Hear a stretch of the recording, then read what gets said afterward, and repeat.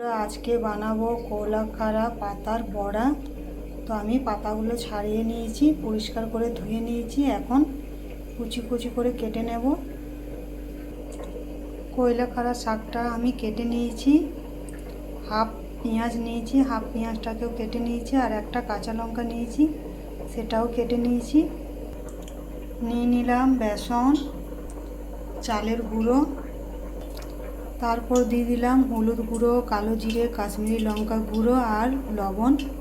হাতের সাহায্যে মেখে নেব। মাখা হয়ে গেছে।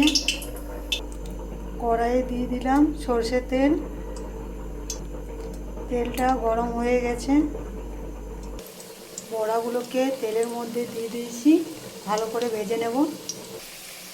বড়াগুলো আমার ভাজা হয়ে গেছে। বন্ধুরা, কলাখাড়া শাকের এক ধরনের বড়া বানালাম, আরও ধরনের বানাবো।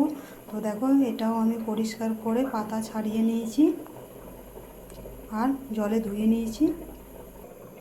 নিয়েছি বেসন, হলুদ, কাশ্মীরি লঙ্কা গুঁড়ো, চালের গুঁড়ো, সামান্য লবণ আর কালো জিরে। ঘন ব্যাটার তৈরি করে নিয়েছি। তেলটা গরম হয়ে গেছে। পাতাগুলোর মধ্যে ব্যাটার লাগিয়ে কড়াইয়ের মধ্যে দিয়ে দেবো গরম তেলে। গরম তেলের মধ্যে দিয়ে দিয়েছি একটা করে। ভাজা হয়ে গিয়েছে লাল করে, সবগুলোই ভাজা হয়ে গেছে।